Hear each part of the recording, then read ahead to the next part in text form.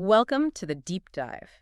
We know many of you are looking for solid info fast, especially around fertility. Absolutely. And today we're exploring something specific, acupuncture. Right. Specifically, how it might fit in as a complementary support for reproductive health. Exactly.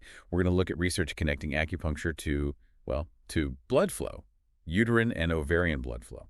Okay, so our mission today, understand if acupuncture can potentially boost fertility by tackling something called uterine artery impedance. That's the plan.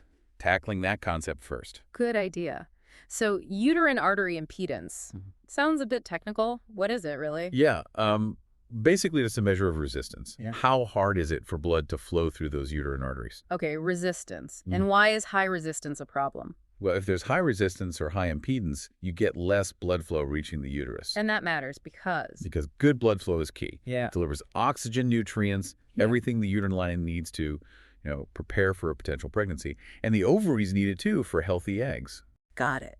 So poor flow, potentially more challenging environment. That's the concern, yes. So where does acupuncture come into this picture? How might it help? Well, the idea researchers are investigating is that acupuncture might help decrease that resistance, lower the impedance. Leading to better blood flow? Potentially, yes. Studies have looked at both manual acupuncture, just the needles, and electroacupuncture, where a small current is used. And what are these studies finding? Is there evidence for this?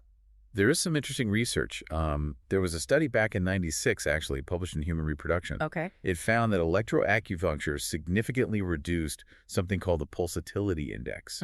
That's a key measure of this resistance in the uterine arteries of women struggling with infertility. So a measurable change suggesting improved blood flow to the uterus. Exactly. And then more recently, a trial looked at women going through IVF. Connecting it more directly to fertility treatments. Right. This study found that manual acupuncture actually improved blood flow measures right in the endometrium itself. The uterine lining. Yes. Which suggests, maybe it enhances endometrial receptivity. Okay, that makes sense. If the lining gets better blood flow, it's maybe better prepared? That's the idea. More receptive, potentially improving the chances for an embryo to implant. That IVF study pointed towards that connection. And you mentioned ovaries earlier. Does improved blood flow help there too? Maybe with egg quality? It seems plausible. The ovaries definitely need good circulation. For the developing eggs. To get the nutrients and oxygen they need to mature properly. So, yes, the thinking is that if acupuncture improves blood flow to the ovaries, it might support better egg quality.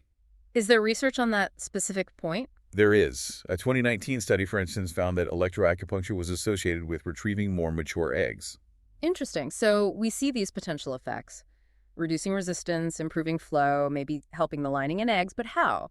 Do we know the mechanism behind how acupuncture might do this? That's still being actively researched. It's complex. No single easy answer yet. Not definitively, no.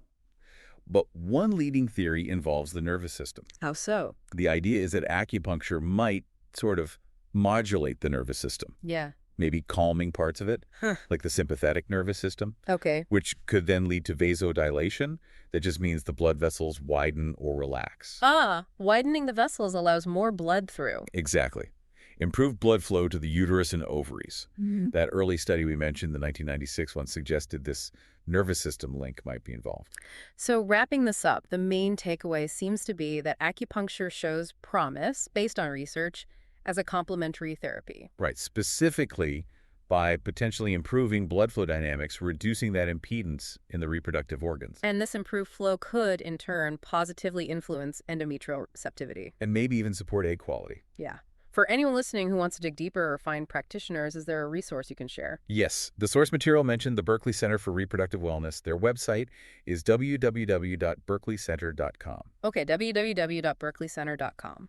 And they also listed a phone number, 212-685-0985. Great, thank you. 212-685-0985. Of course. This has been really illuminating. It really highlights how interconnected everything in the body is, doesn't it? It really does. Which kind of makes you wonder, thinking about these connections, what other traditional or perhaps overlooked practices might hold hidden benefits for our overall well-being, maybe even fertility, something to ponder. Definitely food for thought. Thanks for joining us for this deep dive.